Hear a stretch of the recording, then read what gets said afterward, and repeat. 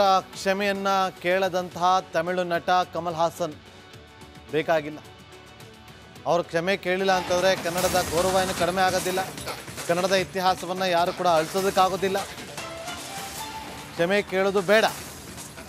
ಕನ್ನಡ ಹುಟ್ಟಿದ್ದು ತಮಿಳಿನಿಂದ ಅನ್ನುವ ಹೇಳಿಕೆಗೆ ಸಮರ್ಥಿಸಿ ಮಾಡಿಕೊಂಡಿದ್ದಾರೆ. ಮತ್ತೊಮ್ಮೆ ಮುಂದಾಟವನ್ನು ಮುಂದುವರಿಸಿದಂಥ ತಮಿಳು ನಟ ಕಮಲ್ ಹಾಸನ್ ಕನ್ನಡ ಭಾಷೆ ಬಗ್ಗೆ ನನ್ನ ಹೇಳಿಕೆಗೆ ಕ್ಷಮೆ ಕೇಳೋದಿಲ್ಲ. ನಾನು ಹೇಳಿದ್ದು ನನ್ನ ಪ್ರಕಾರ ಸರಿ. ಕಾವೇರಿ ನೀರು ಕುಡಿದಿರೋದು, ಹಾಗಾಗಿ ತಾನು ಮಾಡಿದ್ದೇ ಸರಿ ಅಂತ ಹೇಳ್ತಾರೆ. ಈ ಸಿ ಎಂ ಆಗೋ ಕನಸನ್ನು ಕಟ್ಕೊಂಡಿರೋರು, ರಾಜಕೀಯ ಪ್ರವೇಶ ಮಾಡುವಂಥವ್ರು ಹೀಗೆ ಮಾತಾಡ್ತಾ ಇರ್ತಾರೆ ಅಂತ ಹೇಳ್ತಾರೆ ಕೆಲವರು. ಮೋಸ್ಟ್ಲಿ ಕಮಲ್ ಹಾಸನ್ ಅವ್ರಿಗೆ ಹಾಗೇ ಆಗಿರಬೇಕು. ಸಿನಿಮಾ ಪ್ರಚಾರದ ಹುಚ್ಚಿಗೆ ಬಿದ್ದು ಈ ಥರ ಹೇಳಿಕೆಯನ್ನು ಕೊಟ್ಟಿದ್ದಾರೆ ಅಂತೇಳಿ ನಾವಲ್ಲ, ಕನ್ನಡ ಪರ ಹೋರಾಟಗಾರರು ಹೇಳಿಕೆಯನ್ನು ಕೊಡ್ತಿದ್ದಾರೆ. ಕಮಲ್ ಹಾಸನ್ ಅವರು ಒಬ್ಬ ಒಳ್ಳೆಯ ನಟ, ಅದರಲ್ಲಿ ಯಾವುದೇ ಅನುಮಾನ ಇಲ್ಲ. ಆದರೆ ನಟನೆಯ ವಿಚಾರವಾಗಿ ಮಾತ್ರ ಮಾತಾಡಬೇಕು. ಗೊತ್ತಿಲ್ಲದೆ ಸಿನಿಮಾದಲ್ಲಿ ಡೈಲಾಗ್ ಹೊಡಿದಂಗೆ ಹೊಡೆಯೋದು ಸರಿಯಲ್ಲ. ತಲೆ ಕೆಟ್ಟು ಕಮಲ್ ಹಾಸನ್ ಅವರು ಈ ರೀತಿಯಾಗಿ ಹೇಳಿಕೆಯನ್ನು ಕೊಟ್ಟು ಬಿಟ್ಟಿರಬಹುದೇನೋ ಗೊತ್ತಿಲ್ಲ. ಕ್ಷಮೆ ಕೇಳ್ತಿದ್ದಾರೆ ಕನ್ನಡಿಗರು, ಕ್ಷಮೆ ಕೇಳಿ ಅಂತಂದರೆ ಇಲ್ಲ ನಾನು ಸರಿ, ನೀವು ಸರಿ, ನಮಗೆ ನಮ್ಮ ಕನ್ನಡವೇ ಸರಿ. ಕನ್ನಡದ ವಿಚಾರವಾಗಿ ಯಾಕೆ ಇವರು ಪ್ರಸ್ತಾಪ ಮಾಡಿ ಪ್ರಚಾರವನ್ನು ಗಿಟ್ಟಿಸ್ಕೋತಾರೋ? ಇಷ್ಟು ದಿನ ಎಲ್ಲೂ ಕಾಣಿಸ್ತಾ ಇರಲಿಲ್ಲ ಕಮಲ್ ಹಾಸನ್ ಅವರು ಮೀಡಿಯಾದಲ್ಲಿ. ಕನ್ನಡ ಬಗ್ಗೆ ಮಾತಾಡಿದ್ರು, ಮೀಡಿಯಾದಲ್ಲಿ ಕಾಣಿಸ್ಕೊಳ್ತಿದ್ದಾರೆ. ನಾವೇನಕ್ಕೆ ತೋರಿಸ್ತಾ ಇದ್ದೀವಿ ಅಂತಂದರೆ ಕನ್ನಡದ ಅಸ್ಮಿತೆ, ಕನ್ನಡವೇ ನಮ್ಮ ಉಸಿರು. ಆ ಕನ್ನಡದ ಬಗ್ಗೆ ಮಾತಾಡಿದವ್ರು ನಾವು ತೋರಿಸ್ಲೇಬೇಕಲ್ವ, ಅವರ ಮುಖವಾಡವನ್ನು ಕಲ್ಚಿಸ್ಬೇಕಲ್ಲ. ಹಾಗಾಗಿ ನಾವು ನಮ್ಮ ಕೆಲಸವನ್ನು ಮಾಡ್ತಾಯಿದ್ದೀವಿ. ಅವರ ಕರ್ತವ್ಯವನ್ನು ಮಾಡೋದನ್ನು ಬಿಟ್ಟು ಬೇರೆ ಎಲ್ಲ ಕೆಲಸವನ್ನು ಮಾಡ್ತಿದ್ದಾರೆ. ಸಿನಿಮಾ ಆಯಿತು, ರಾಜಕೀಯ ಆಯಿತು, ಅದು ಮಾತ್ರ ಮಾಡಬೇಕು. ಅದು ಬಿಟ್ಟು ಹೋಗಿ ಬಂದು ಕನ್ನಡದ ಮೇಲೆ ಯಾಕೆ ಇವರ ದಬ್ಬಾಳಿಕೆ? ಇವ್ರಿಗೆ ಯಾಕೆ ಬೇಕು ಕನ್ನಡ ಭಾಷೆ ಬಗ್ಗೆ? ಕನ್ನಡದ ಇತಿಹಾಸ ಚೆನ್ನಾಗಿ ಗೊತ್ತಿದೆ ಎಲ್ರಿಗೂ. ವಿದೇಶಿಗರು ಇವತ್ತು ಬಂದು ಕನ್ನಡವನ್ನು ಬೇಗ ಕಲಿತು ಕನ್ನಡದ ಬಗ್ಗೆ ಹೆಮ್ಮೆ ಪಡ್ತಾರೆ. ಇವರು ಕನ್ನಡದ ನೆಲದಲ್ಲಿದ್ದುಕೊಂಡು ಕನ್ನಡದ ಅನ್ನ ತಿಂದು ಕನ್ನಡದ ನೀರನ್ನು ಕುಡಿದು ಇವರಿಗೆ ಕನ್ನಡ ಏನೋ ಒಂದು ರೀತಿಯಲ್ಲಿ ಇವರಿಗೆ ಬಿಸ್ನೆಸ್ ಆಗ್ಬಿಟ್ಟಿದೆ. ಇನ್ನು ಕಮಲ್ ಹಾಸನ್ ಅವರು ಇವತ್ತು ಏನು ಮಾತಾಡಿದ್ದಾರೆ ಒಮ್ಮೆ ಕೇಳ್ಕೊಂಬಂದು. See, they are confusing the issue. I think what I said was said out of love and with a lot of historians have taught me language history and that I didn't mean anything. And let me tell you, Tamil Nadu is a place which has been open. I don't say that there's no other state like that, but very rare state where a Menon has been our chief minister. A Reddy has been our chief minister. Tamilan has been chief minister. Then a Kannadiga Iyengar has been our chief minister from Mandya.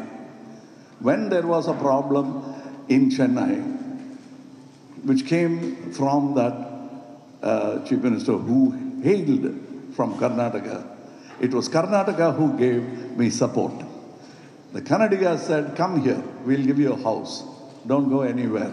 So the people will take care of Thug Life, Kamal Hassan and all these controversies. Politicians are not qualified to talk about language. They don't. ರಾಜಕಾರಣಿಗಳು ಭಾಷೆಯ ಬಗ್ಗೆ ಮಾತನಾಡಲಿಕ್ಕೆ ಯೋಗ್ಯರಲ್ಲ, ಅರ್ಹರಲ್ಲ. ಇದೇ ಜ್ಞಾನೋದಯ ಕನ್ನಡದ ನೆಲದಲ್ಲಿದ್ದಾಗ ಯಾಕಾಗಲಿಲ್ಲ ಕಮಲ್ ಹಾಸನ್ ಅವರೇ? ಕಮಲ್ ಹಾಸನ್ ಅವರು ಇವತ್ತು at least ಒಂದು ಕ್ಷಮೆ ಕೇಳ್ತಾರೆ ಅನ್ನೋ ನಿರೀಕ್ಷೆ ಇತ್ತು. ಯಾಕಂದರೆ ನಟ ಕಮಲ್ ಹಾಸನ್ ಅವರ ಚಿತ್ರಗಳನ್ನು ಕನ್ನಡಿಗರು ಕೂಡ ಪ್ರೋತ್ಸಾಹಿಸಿದ್ದಾರೆ, ಬೆಂಬಲಿಸಿದ್ದಾರೆ. ಒಂದು ರೀತಿಯಲ್ಲಿ ಅವಿನಾಭಾವ ಸಂಬಂಧ. ಕಮಲ್ ಹಾಸನ್ ಅಂದರೆ ಕನ್ನಡದ ನೆಲಕ್ಕೂ ಅವರಿಗೂ ಒಂದು ಸಂಬಂಧ ಇದೆ ಅನ್ನೋ ಭಾವನೆ ಕನ್ನಡಿಗರಲ್ಲಿ.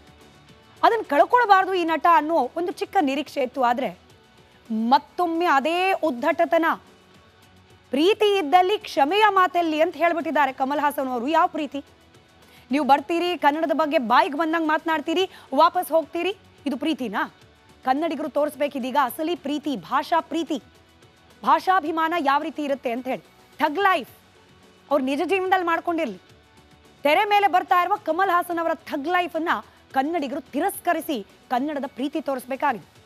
ಸಹಜವಾಗಿ ಇವತ್ತು ಕನ್ನಡಿಗರ ಆಕ್ರೋಶದ ಕಟ್ಟೆ ಒಡೆದಿತ್ತು. ತಮಿಳ್ ಭಾಷೆಯಿಂದ ಕನ್ನಡ ಹುಟ್ಟಿದೆ ಅನ್ನೋ ಮುಠಾಳತನದ ಕಮಲ್ ಹಾಸನ್ ಅವರ ಹೇಳಿಕೆ ಕನ್ನಡಿಗರ ಕಣ್ಣನ್ನು ಕೆಂಪಾಗಿಸಿತ್ತು.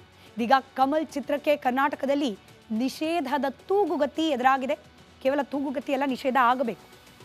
ಕನ್ನಡಿಗರೇ ರಿಜೆಕ್ಟ್ ಮಾಡಬೇಕು. ಚಲನಚಿತ್ರೋದ್ಯಮನೋ ಮತ್ತೊಂದು ಮಗದೊಂದು ಮಂಡಳಿ ಅಲ್ಲ, ಕನ್ನಡಿಗರೇ ಇದನ್ನ ನಿಷೇಧಿಸಬೇಕು.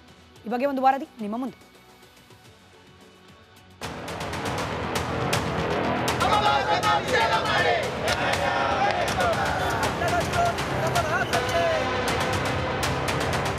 ಸ್ವಂತ ಲಿಪಿ, ಸ್ವಂತ ಸಂಖ್ಯೆ, ಸ್ವಂತ ವ್ಯಾಕರಣ, ದೊಡ್ಡ ವರ್ಣಮಾಲೆ, ಉಚ್ಚರಿಸುವುದನ್ನ ಬರೆಯುವುದನ್ನೇ ಉಚ್ಚರಿಸುವ ಸಾವಿರಾರು ವರ್ಷಗಳ ಇತಿಹಾಸವಿರುವ ಏಕೈಕ ಭಾಷೆ ಕನ್ನಡ. ಅಂಥ ಭಾಷೆಗೆ ಕಮಲ್ ಹಾಸನ್ ಎನ್ನೋ ತಮಿಳು ನಟ ಅವಮಾನ ಮಾಡಿದ್ದಾರೆ. ನಿಮ್ಮ ಕನ್ನಡ ನಮ್ಮ ತಮಿಳಿನಿಂದ ಹುಟ್ಟಿದ್ದು ಅಂತ ನಮ್ಮ ಶಿವಣ್ಣನ ಮುಂದೆಯೇ ನೇರವಾಗಿ ಹೇಳಿ ಕನ್ನಡಿಗರ ಆಕ್ರೋಶಕ್ಕೆ ಗುರಿಯಾಗಿದ್ದಾರೆ. ಕಮಲ್ ಪೋಸ್ಟರ್ಗೆ ಚಪ್ಪಲಿ ಹಾರ, ಬೆಂಕಿ.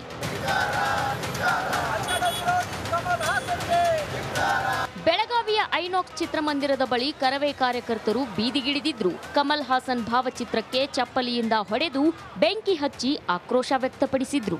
ಥಗ್ ಲೈಫ್ ಚಿತ್ರ ಬಿಡುಗಡೆಯಾಗಬಾರದು ಅಂತ ಮಾಲೀಕರಿಗೆ ಆಗ್ರಹಿಸಿದ್ರು. ರಾಯಚೂರಿನಲ್ಲಂತೂ ಕಮಲ್ ಭಾವಚಿತ್ರಕ್ಕೆ ಚಪ್ಪಲಿ ಪೂಜೆ ಮಾಡಲಾಯಿತು. ಕಮಲ್ ಹಾಸನ್ ಥಗ್ ಲೈಫ್ ಪೋಸ್ಟರ್ ಛಿದ್ರ.